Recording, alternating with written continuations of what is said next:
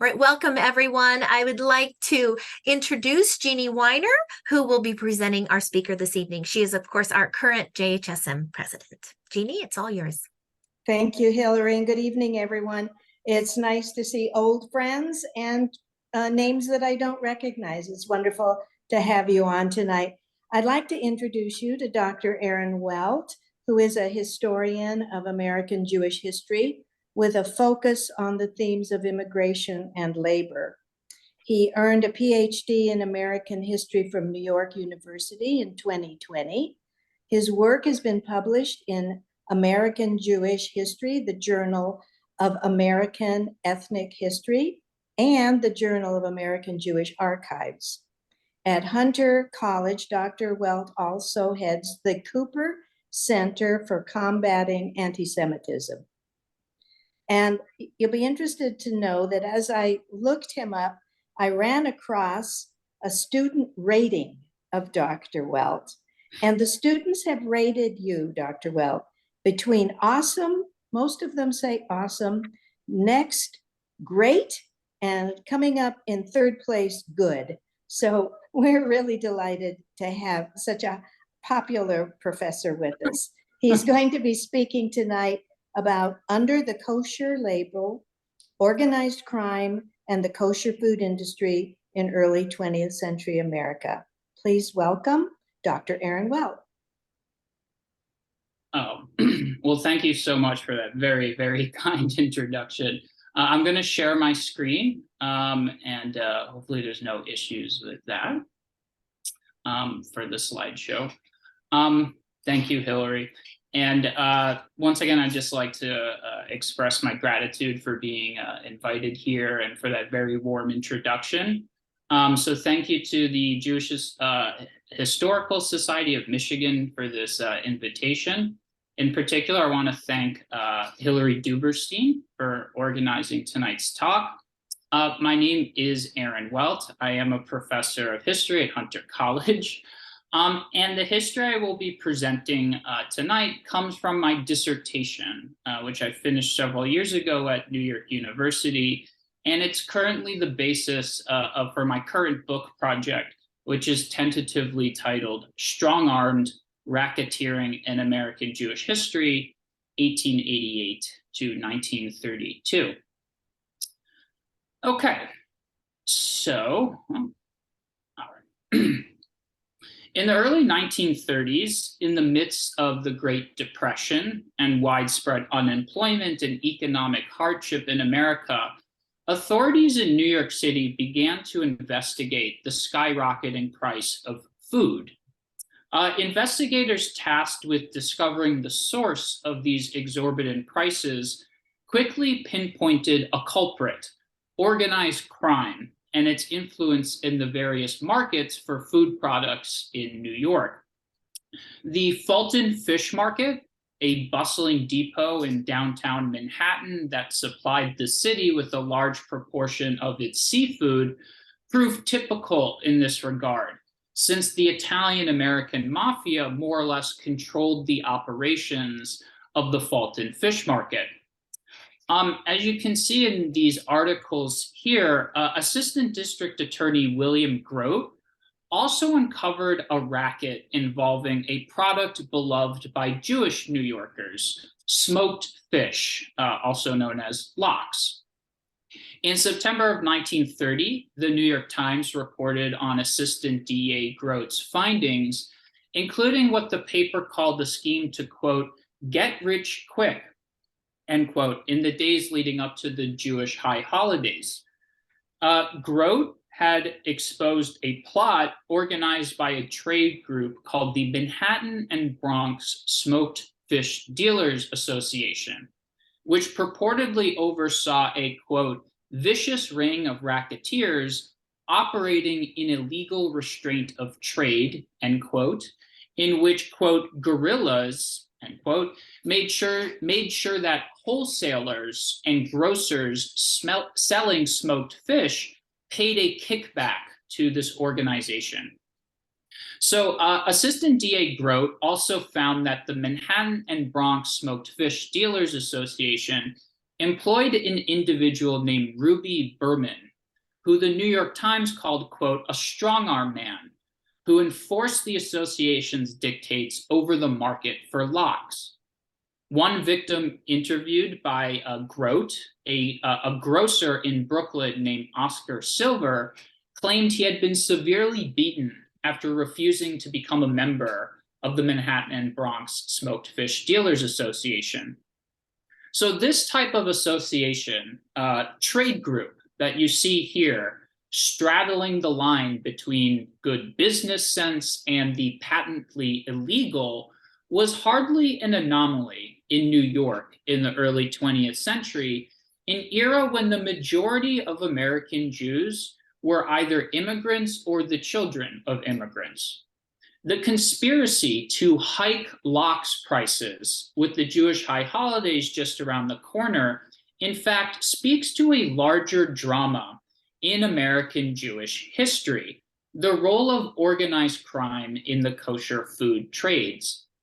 Of course, exploring historical actors like the strong-arm man Ruby Berman, the conniving managers of the Manhattan and Bronx Smoked Fish Dealers Association, David Eisenfield and Philip Griffler, as well as the unfortunate Oscar Silver, all of this makes for very lively and rich historical storytelling. But in fact, the story of organized crime in kosher foods highlights important historical lessons for scholars and students of American Jewish history, and in particular, those who are interested in the economic contribution of the Jewish diaspora to modern US history. The role of the underworld in kosher foods poignantly demonstrates how the American Jewish experience differed in fundamental ways from that of the Jews of Europe and its various empires. With separation of church and state enshrined in the US Constitution, American Jewish religious authorities and rabbis had very limited authority outside of voluntary agreements with industry to manage kosher foods. Instead, the guiding force directing how kosher food made it from stockyards and slaughterhouses and bakeries to cupboards and kitchen tables was the free market, a frequently chaotic, exploitative, and even violent and deadly commercial system. So for this lecture, I want to talk about how Jewish organized crime groups often stepped into this market chaos to provide some degree of order, direction, and authority. As we will see, Jewish organized crime emerged as a major stakeholder in the operations and weekly rhythms of the kosher food trades from roughly the turn of the 20th century into the Great Depression and the New Deal era, and even sporadically for years after. In thinking about the question, why did Jewish gangsters get involved in the market for kosher foods? It's worth going back for a moment to this article and the case of Ruby Berman to briefly illustrate the point I just made. Yes, Berman was a strong-arm man, or what today we would call a racketeer, who intimidated or used violence against opponents of the Manhattan and Bronx Smoked Fish Dealers Association. But the New York Times also explained that Berman was one of 80, quote, fish jobbers, whose job is to stay in front of retailers' store and see that they don't infringe upon other members' territory. In other words, Ruby Berman enforced the informal rules of his industry. He policed the boundaries of the smoked fish marketplaces to ensure that all of the association's members received a steady supply of customers and that all would be safe from cutthroat competition.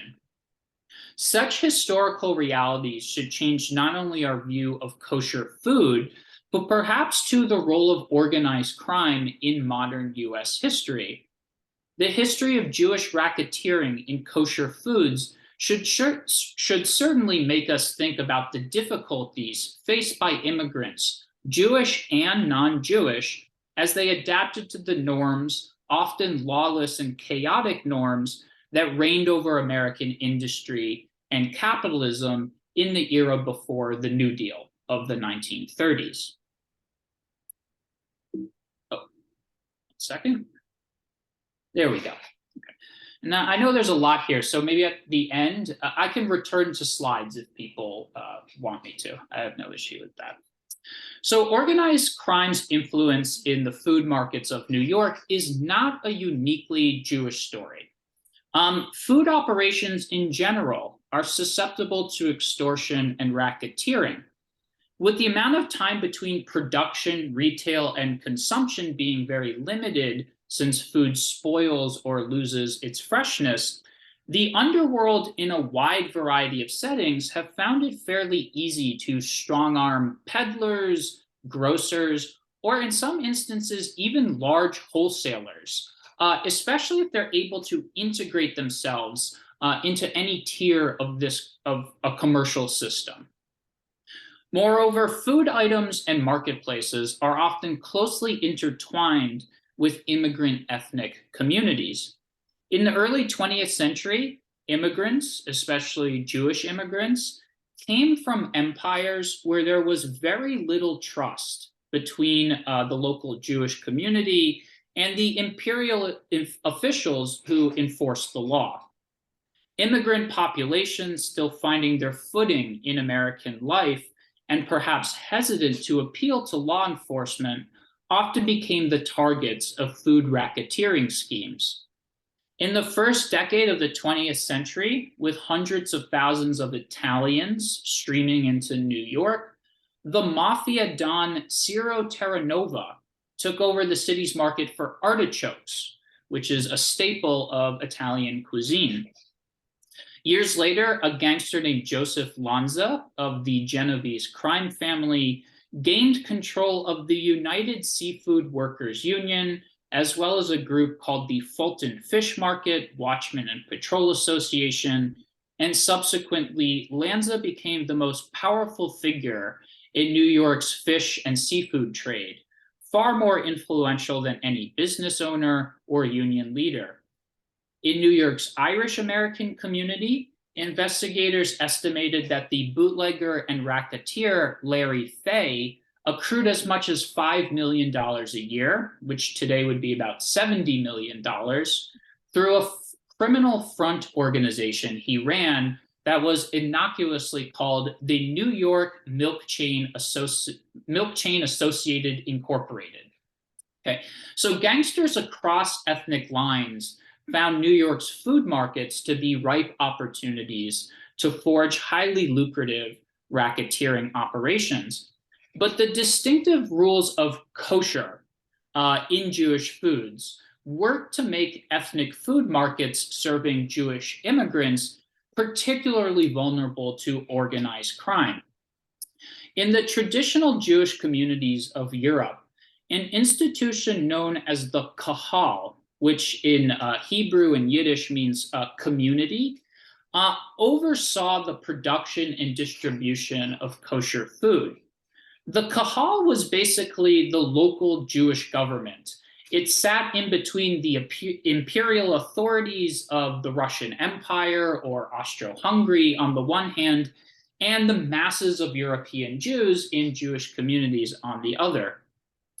The Kahal managed the Jewish community's employment of what are called shochetim, or kosher slaughterers, and they regulated the price of kosher meat, including the enforcement of the much despised korobka, which was the tax imposed on Jewish consumers by the Russian imperial government to maintain this highly regulated system of supplying kosher food to the Jews of the empire.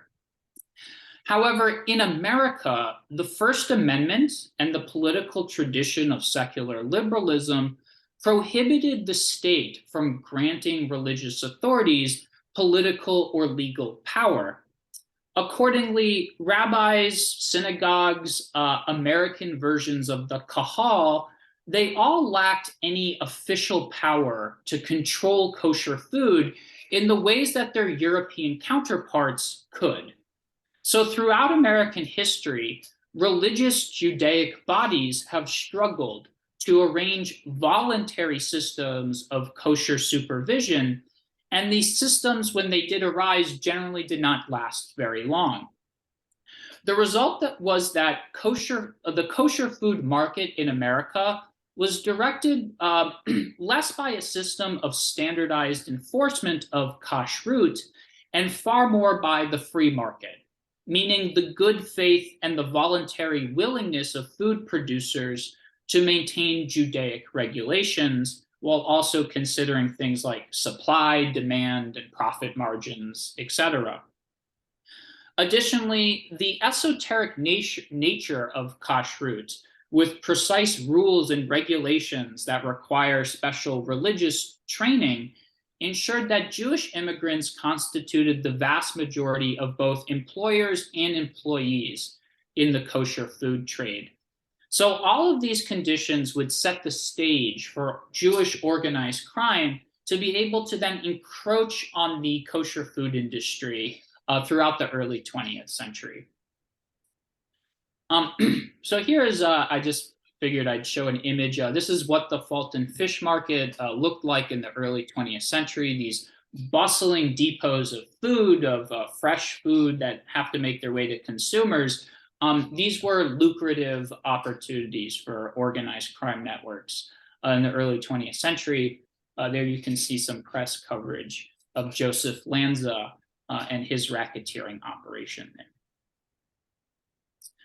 Okay, so a central character in our story is Barnett Bath, whose life was a testament to both the promises and the perils of Jewish migration to Gilded Age America.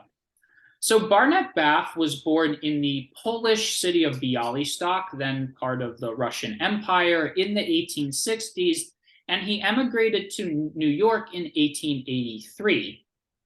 Like many other Jewish immigrant men, Bath began his career in America as a tailor, making clothing. But he soon climbed the economic ladder. He established a grocery business, and then he moved into managing a number of kosher slaughterhouses across the New York metropolitan area. By the early 20th century, Barnett Bath emerged as a major player, perhaps the dominant player in America's kosher poultry industry. And so, like Andrew Carnegie in the steel industry, or John Rockefeller in oil, or dare I say, well, Henry Ford's not all that applicable here, but nevertheless, Bath hoped to vertically integrate the kosher food, the kosher chicken trade. He wanted to control and manage each stage of the industrial process, everything from owning the birds, the live birds before they were killed, to owning the stockyards and the slaughterhouses, to even wholesaling the kosher poultry products that would be sold to merchants throughout the city. He wanted to control all of these aspects within his company, Bath, the Bath Company. However, Barnett Bath's ambitions clashed with the status quo maintained by the New York Live Poultry Dealers Association, the NYLPDA. The NYLPDA was not all that different from the Manhattan and Bronx Smoked Fish Dealers Association. It was a kind of cartel that oversaw the many different layers of the kosher poultry industry, which again, it's a very stratified and variegated economic sector. There's all these different workers doing different things to prepare the kosher chicken for consumption. The NYLPDA tightly regulated the market conditions for kosher as well as some non-kosher poultry.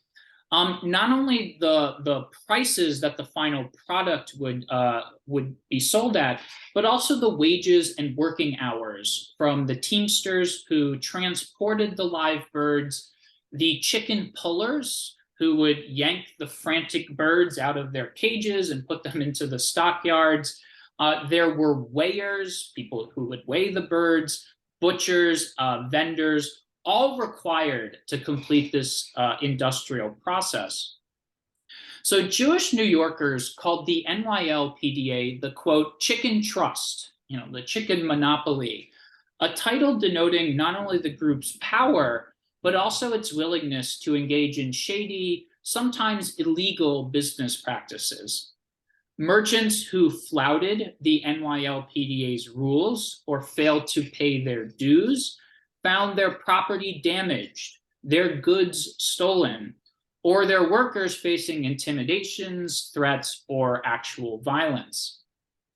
As Bath attempted to assert his dominance over the kosher poultry industry, the NYLPDA viewed the ambitious entrepreneur as a dangerous upstart who imperiled the livelihoods of dozens of its members. A Jewish investigative journalist and a community activist named Elias Goodman wrote in a report that was commissioned by New York City officials that Bath had become, quote, a thorn in the side, end quote, of the NYLPDA, and that he was, quote, cordially hated by everyone in the West Washington meat market, end quote, which I'll just point out was the largest exchange of meat products in Manhattan, and it's located today in the neighborhood that's called the Meatpacking District, why that area is called that. So for years, Bath fought against the NYLPDA and its power and strength. He did so largely out of commercial self-interest. In 1910, Bath teamed up with the Assistant District Attorney, William DeFord, in bringing an antitrust, a monopolistic practices lawsuit against the NYLPDA. Barnett Bath was successful. He won this court case, and it became historically noteworthy in that this was the first litigation over anti-competitive practices in American history that resulted in prison sentences for the culprits. Okay, this had never happened before. But Bath's lawsuit ultimately failed in fully dismantling the NYLPDA. And so frustrated that he couldn't push this group away, Bath then turns to organized crime and the underworld. In a gambit that would have evoked the envy of the most ruthless robber barons of the Gilded Age, Barnett Bath allied with the Italian mafia boss, Giacomo Jack Sirocco. And if you ever get into Jewish labor history, this name pops up a lot, not for good reasons. These two, Barnett Bath and Sirocco, forged a fake labor union, what today is called a paper union, existing solely on paper, not in real life. And the purpose of this paper union was to undermine the NYLPDA and all the labor agreements it had reached with legitimate unions. In the summer of 1913, a fight, a melee, broke out in the West Washington meat market as union members loyal to the NYLPDA repelled an onslaught of Sirocco gangsters who attempted to drive the workers from the marketplace. Following this dust-up, assailants brutally beat Barnett Bath's son and his business partner, Harry Bath, and soon after that, the Bath family's vacation home in Long Island was blown up. Someone planted an explosive there and destroyed the house.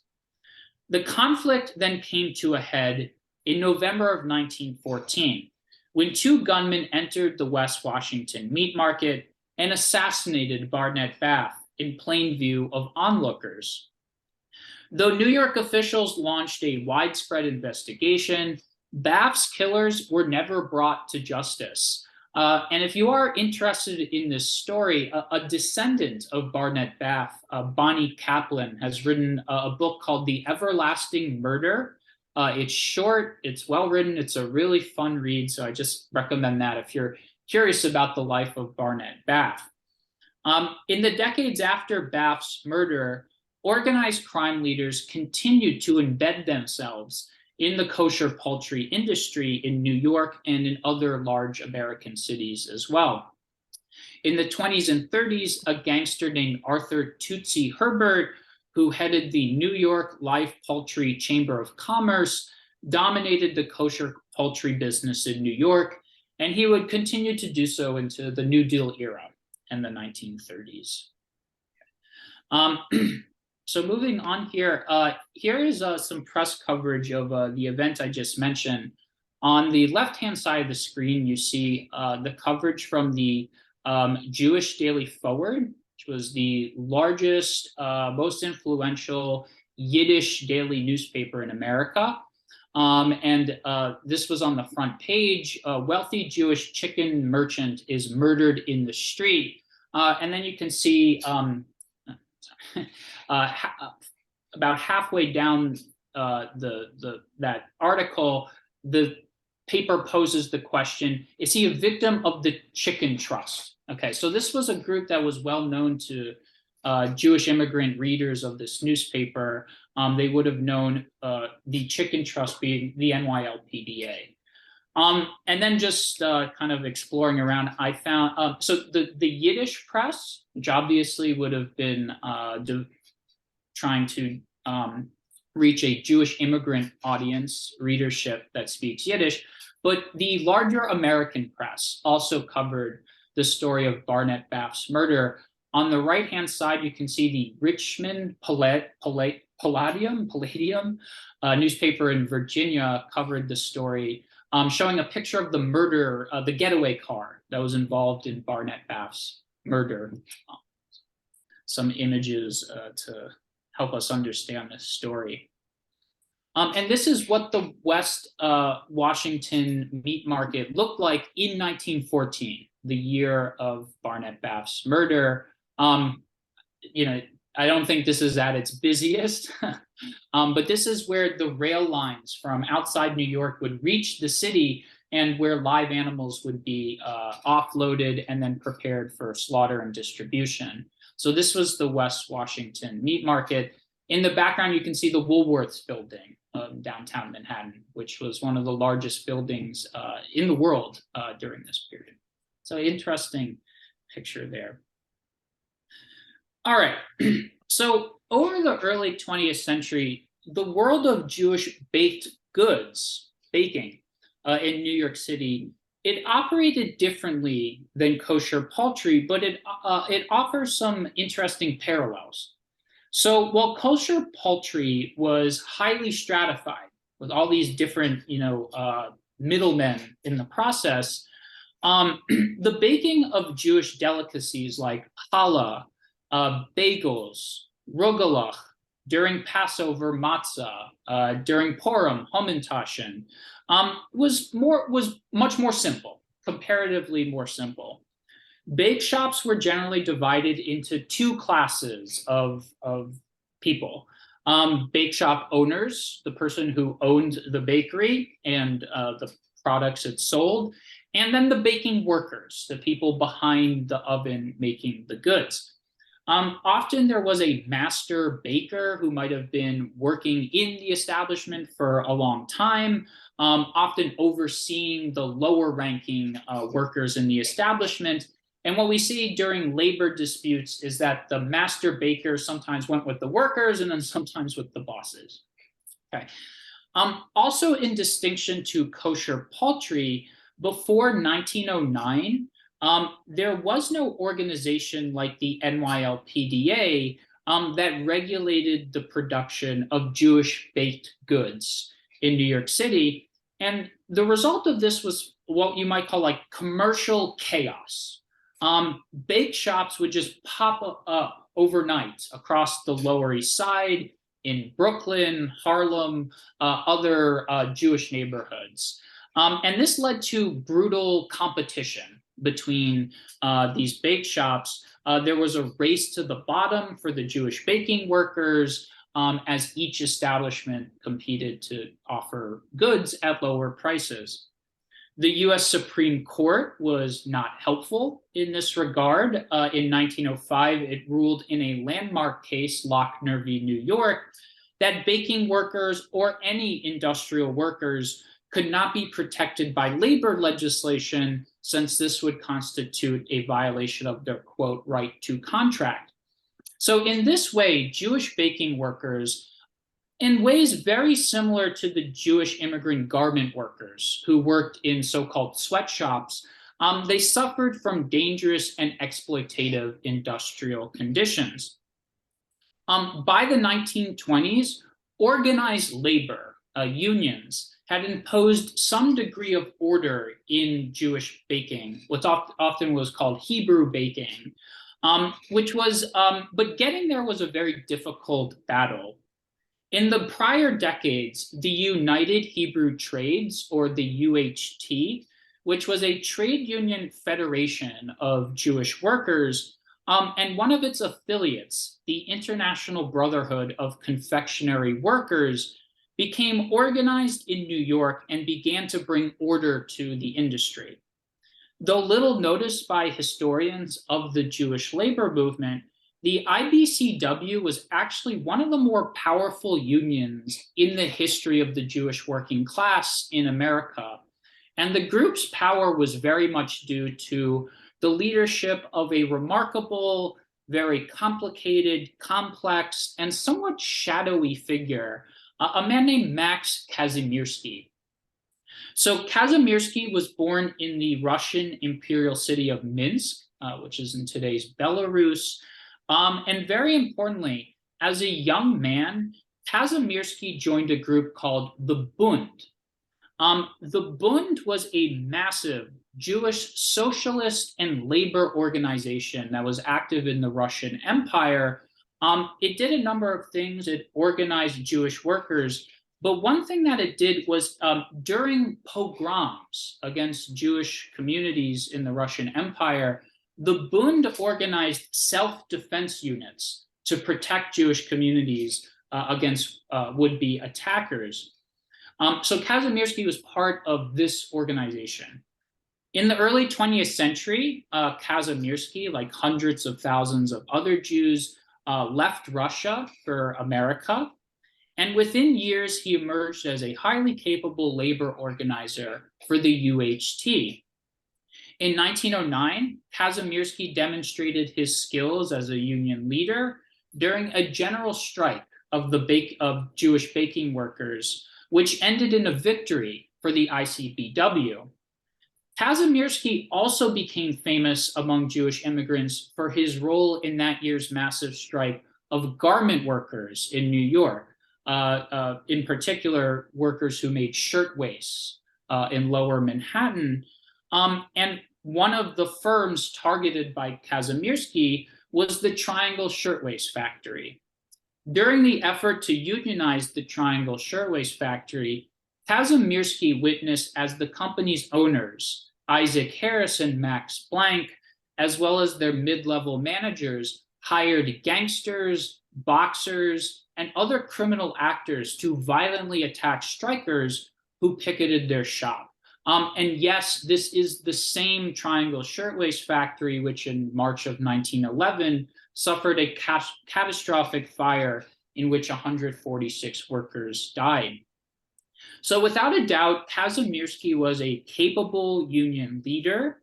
And in his many battles against employers, he emerged as this rough and tumble labor leader, with all the kind of scars to prove his experience and his authority as a union organizer among Jewish immigrants who largely would speak Yiddish. But Kazimierski was also a sort of prototype, a proto-racketeer, a prototype to the racketeer, a union leader who relied on violence and the underworld to maintain his power. Okay, so before I just move on here, I actually recently found a picture of Max Kazimierski in a newspaper called The Call, which was a left-leaning socialist paper that supported the Jewish workers' movement.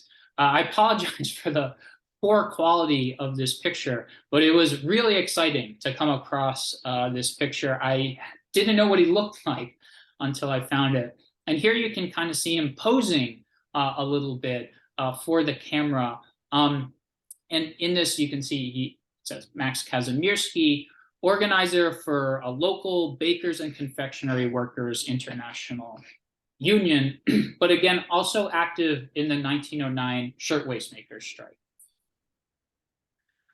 Okay, so the document that you're looking at here is from a Jewish philanthropic organization called the Kahilla Jewish Community of New York, and just which over the 1910s attempted to create sort of an American version of the European Kahal in New York and other cities. Elias Goodman, who was mentioned before, the investigator of the kosher poultry industry, he was involved with the Kahilla, and it was a very influential organization. For most of its existence, the Kahilla was managed by a very influential rabbi named Judah Magnus. Rabbi Magnus attempted to create one of these voluntary systems of kosher supervision for Jewish foods in New York. And he also served as a mediator, like a labor mediator between the NYLPDA and Barnett Bath in the years before his murder. So this particular document that you see here comes from a branch of the Kahilla called the Bureau of Social Morals, which was dedicated to fighting crime in Jewish neighborhoods.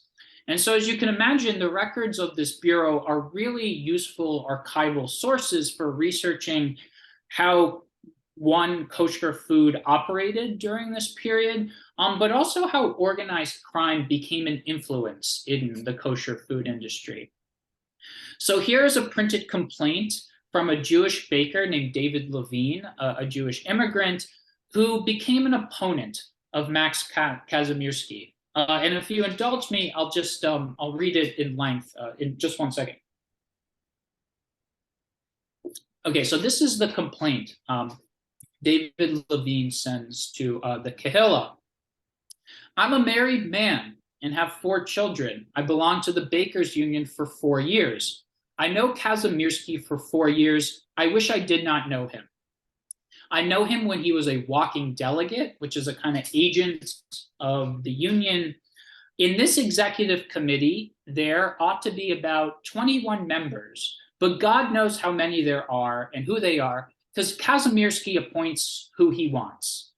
Our executive committee ought to be elected, but he picks them out. These following people were elected by the members at a regular meeting called by the organization: Isidore Gershkovitz, Nathan Shengold, Louis Sales, Jacob Berkowitz, Mr. Shildalski, and Samuel Markowitz, and a few others. These men were deposed without trial, just thrown out by Kazimierski without a vote of the organization. We have 3 walking delegates in the union. One of them is David Lipskowitz, is an honest man. This did not satisfy Kazimierski. He was waylaid and beaten many times. Lipskowitz protested against the actions of Kazimierski and his gang. He received threatening letters. And finally, without a vote of the organization, he was deposed, and another man by the name of Holzer was put in his place by Kazimierski. There is a man by the cigar maker who belongs to our union, and because he said something against Kazimierski, was given no work. He came to the executive committee Saturday and cried why he was given no work when Kazimierski attacked him and threw him out of the hall. Fleischer began to ask why they threw him out, whereupon he was attacked by Dubinsky. Then Podlovsky came after him and attacked Fleischer. Podlovsky got Fleischer and threw him to the floor. Then Lazar Rabinowitz came to help hit Fleischer. He is a henchman of Kazimierski's. I tried to create order so there should be no fight in the union when Kazimierski jumped on me and put a gun to my breast and said, "Sit down." I saw Kazimierski go to the office then and give the pistol to the secretary to put into the desk. When the police came and held Fleischer, who was the man attacked by Max Kazimierski, Nathan Scheibach there and then, in the presence of the officers, attacked Fleischer and beat him, but the officer did not arrest anyone.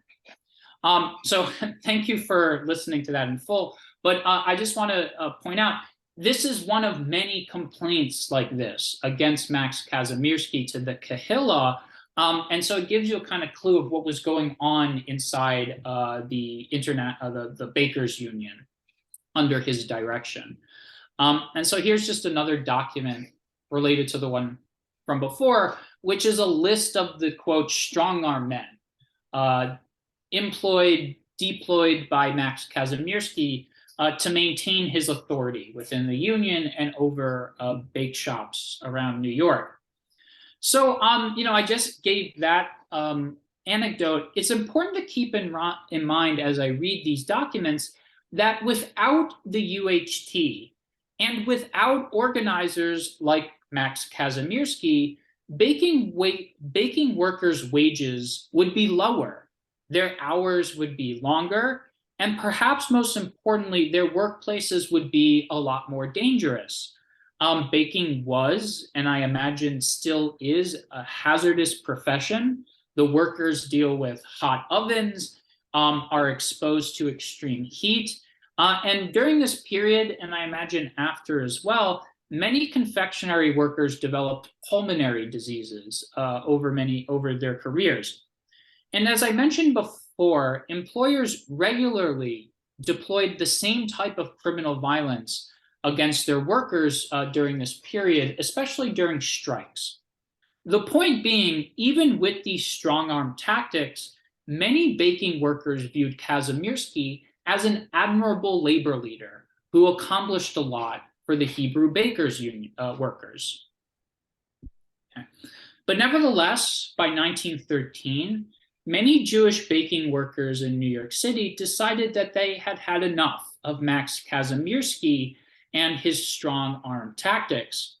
In an interesting twist, these dissident baking workers decided to ally with a radical union called the International Workers of the World. I always get that mixed up.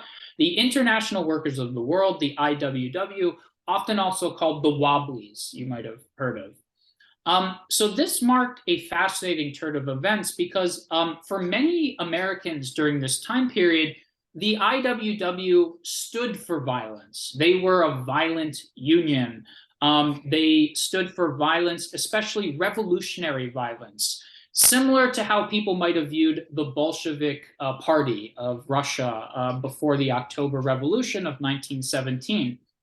But in this instance, the IWW actually offered a refuge for the Jewish baking workers, promising a new union in which workers would be protected from people like Max Kazimierski and his strong-arm squad.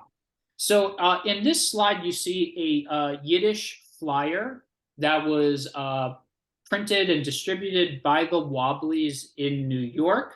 And it's advertising a mass meeting in the Lower East Side to recruit Jewish baking workers for what it called, quote, the new union. In this bulletin, IWW organizers condemned the UHT, stating, quote, the old union is no longer for the workers, but only for the leaders who rule with their dark power over the workers like the worst reactionaries of the Russian government. Okay, and so that point, that would have been a comparison that would have been very provocative for Jewish immigrants reading this flyer.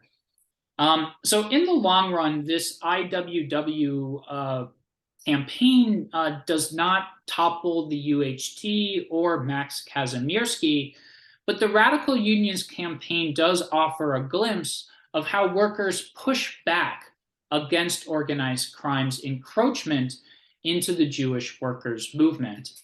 And just a kind of final point in this story, Max Kazimierski died in 1918, a victim of the great influenza epidemic of that year.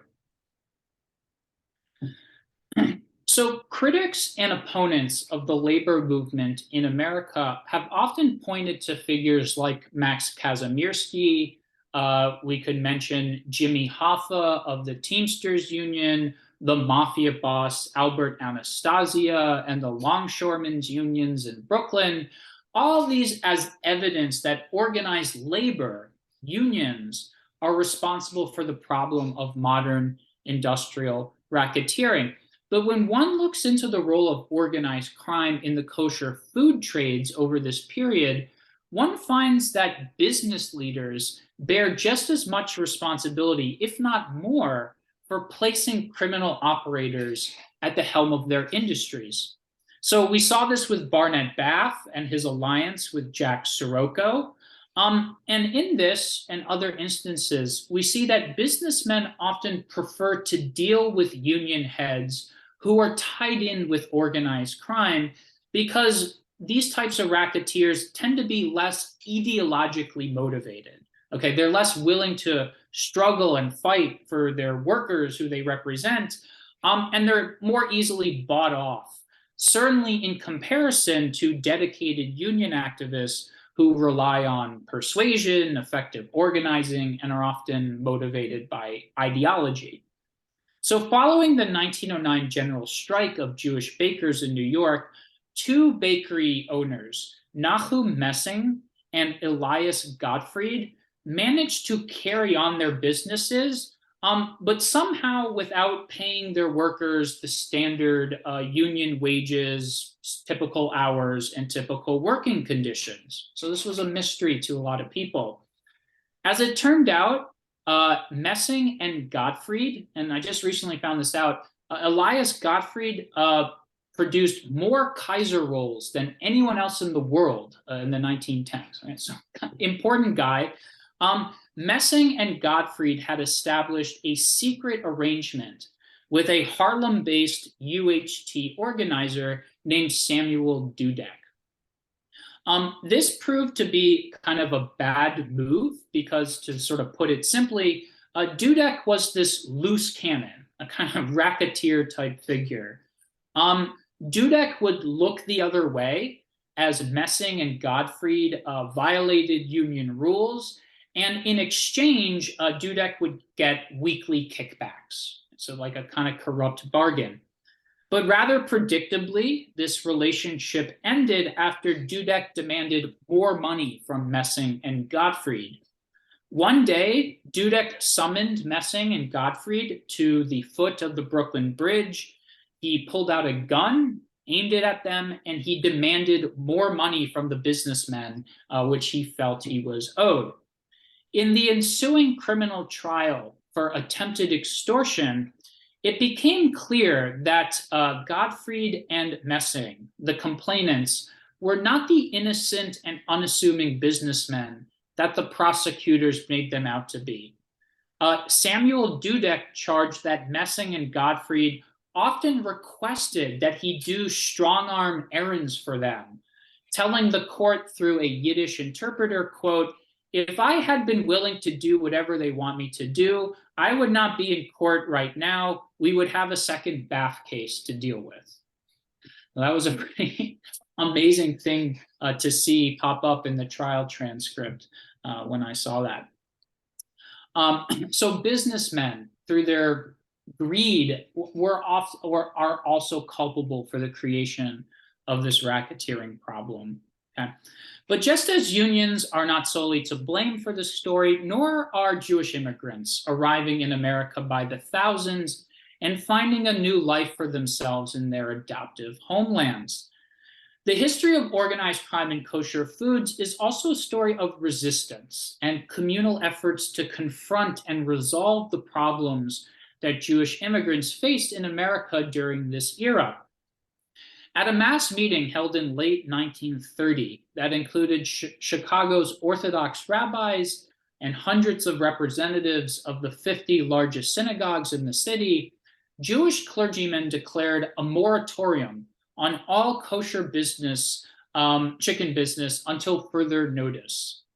In addition to concerns that butchers did not strictly follow the rules of kashrut when slaughtering animals, the rabbis harbored concerns that the involvement of organized crime and the underworld in Jewish foods violated kosher laws and thus necessitated a widespread intervention.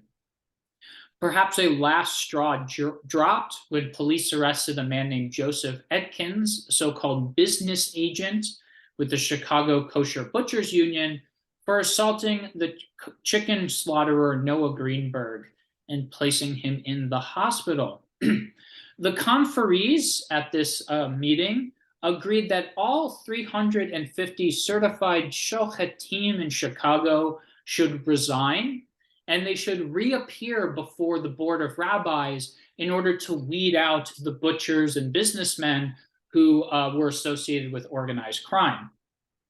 Moreover, this ban would persist until all vendors met its updated standards, which included the elimination of the position of business manager or business agent in the union, which the rabbinical board viewed as simply positions that would be used for extracting graft from businesses, as well as unions. So for weeks, America's second largest city and its 350,000 Jews had no access to kosher poultry or meat, but the effort eventually proved successful.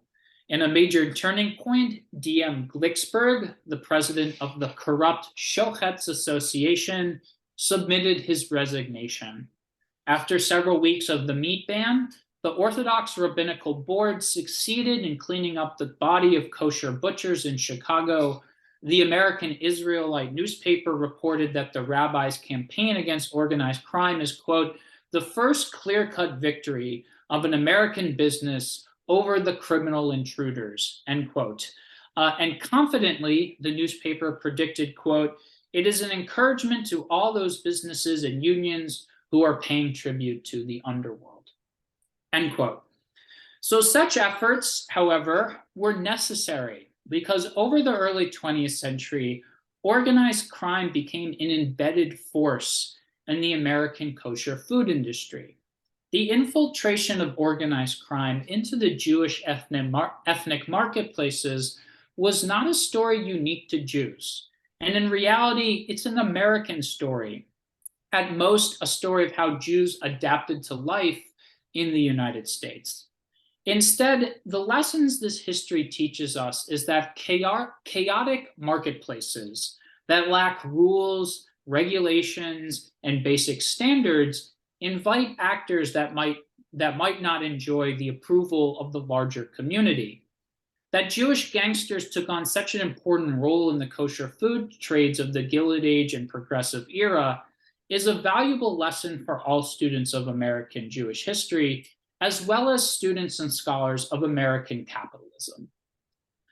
Okay, so that's my talk. I also want to share a very abbreviated bibliography with some of the major works that I used in doing this research. You can see Bonnie Caplet's book on Barnett Bath is there as well. And with that, I'd be happy to take questions from the audience. Thank you very much, Professor Welt. This is Jeannie. I think we can move your paper off the screen so that we can see you. There we go. This is amazing history that very few people know about. I don't think anyone on this Zoom call ever had this subject brought up in Hebrew school, that's for sure. And I think that there's such a paradox of who the good guys and the bad guys are, and the different layers make it very interesting. I would invite people to put questions in the chat. We don't have a lot of time, but we have some time for questions. And before I start looking in the chat, I'd just like to ask you, what drew you to this subject? Why was it that this subject interested you? Yeah, that's a great question.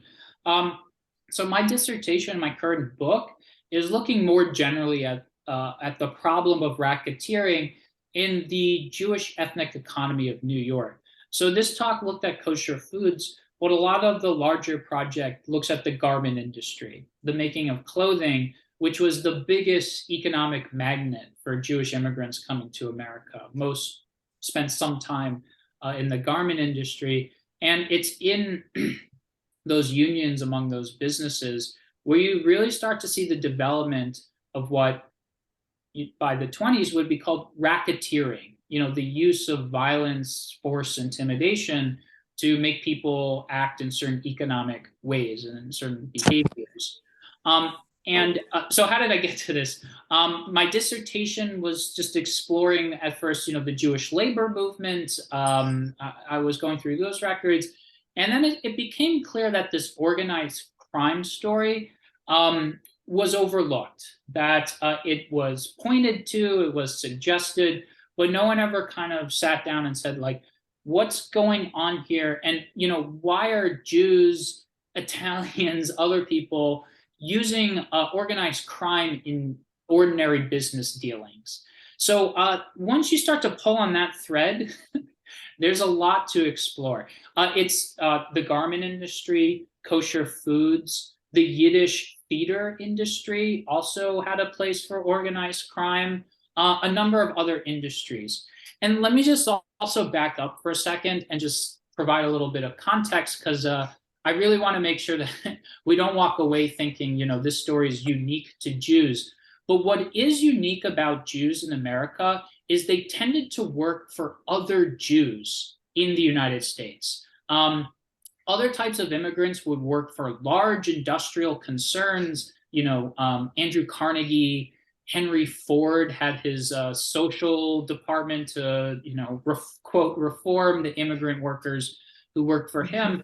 Jews tended to work for other Jewish immigrants. And so that also kind of allows organized crime to kind of come in and serve as the mediators in some instances in industries that rely on people who were Jewish immigrants, but also neighbors in these Jewish immigrant communities with each other.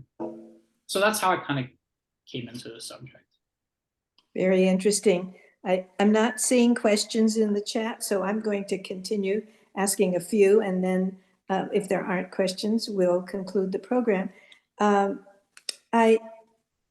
I wonder, I don't want to catch you off guard, but we had the Purple Gang here in Detroit, and those were our bad guys.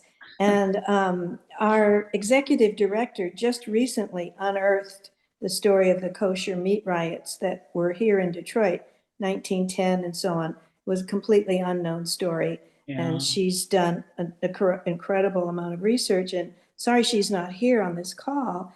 I don't recall that she found any evidence of the Purple Gang being involved in the kosher problems, kosher meat riots here. Do you know anything about racketeering here in Detroit, if there was any involvement? Not related to Jews, because let me just back up and say, we're talking about Jews and their gangsters. Henry Ford, so this is the local Detroit story, had a guy named Harry Bennett who ran his security department. And this guy was a boxer, he was in the underworld too. So corporate America also kind of adopted these types of tactics. You mentioned the kosher poultry or kosher meat riots. Those are actually somewhat different from the story of organized crime. These are stories when often ordinary Jewish housewives get fed up with the exorbitant price of meat, the profits of the meat trusts. In New York, the big event was in 1902. Organized crime was not really involved in the rioting that took place there and this is one of the reasons it's elicited so much attention from historians is, what gave these women the gumption to go out into the streets and demand, lower prices of food. I don't know about the Detroit instance, but I imagine it probably followed a similar storyline. And so that's not totally related to organized crime, but it does speak to this role of violence in Jewish immigrant communities and how there were, rules that people said, if you disobey these unwritten rules, the community is going to go after you. If you charge too much for kosher meat while everyone's struggling in the tenements, we're going to come after you. So there is this kind of sense of like popular justice that operates in these Jewish immigrant communities. The Purple Gang, they were bootleggers, okay? So and they really kind of came around in the 20s and the 30s. And so this is sort of a different story. And, someone can correct me. I think they were involved in like the laundry business to a certain extent. But the racketeers like Max Kazimierski, they're trying to defend Jewish immigrant workers from being exploited by, their bosses and other people. And so they're willing to use their own tough guys to try and achieve that. The bootleggers were sort of business people, right? Like they like the bootlegging operations were like, Pabst is out of business, so we're gonna supply Detroit and Chicago with its booze. So the bootleggers kind of operate in a different commercial system. And then another really key part of this is that large-scale immigration begins to wind down with World War I. Okay, so these early Jewish labor racketeers, their power comes from their authority in these industries that are absorbing hundreds of Jewish immigrants every year. Once that begins to stop in the 1920s, Jewish organized crime moves into other areas, notably bootlegging. And it's a kind of different story because of what their role in American society. But the Purple Gang, super fascinating. I don't know a whole lot about them. I do understand that the three brothers or so that really formed it, or the four brothers, came from New York. So I'll apologize for that. We don't blame you. Thank you for that clarity. I think that's exactly right. I do have one question here. Does the background of Jews from Russia and a possible propensity towards socialism give rise to Jewish gangster figures? That is such a great question. In a way, it's actually like the heart of my current book project. And I would say to a certain extent, yes. And like Max Kazimierski is a really good example of this. He was a Bundist in the Russian Empire. He was part of this large socialist union organization that had tens of thousands of members throughout the Russian Empire. And during pogroms, these are like, the young men of the community. They grab guns and they sort of defend the local Jewish community against pogroms. Then when these people come to America, yes, we often see it's the people with a Bundist background who often ally with organized crime the quickest. Okay, so my work is trying to sort of say racketeering emerges from, these ideas that immigrants were bringing to America, how to defend a Jewish community against people who would wish them ill. In this instance, it's the employer who is often Jewish themselves. It's a really complex story. But yes, I think the background from Russia is really, really important to this story. Yeah. Well, thank you very much. This has been fascinating. And while Jews don't like to spend talking about Jewish criminals or Jewish bad behavior, it's a part of our history, and accuracy in history is what we're all about. So I really appreciate you being here tonight. And on behalf of all of the Detroit community, we thank you and hope to have you back after you've finished your book. Maybe you'll have Thank you very much. something else to say about that. So good night, everybody.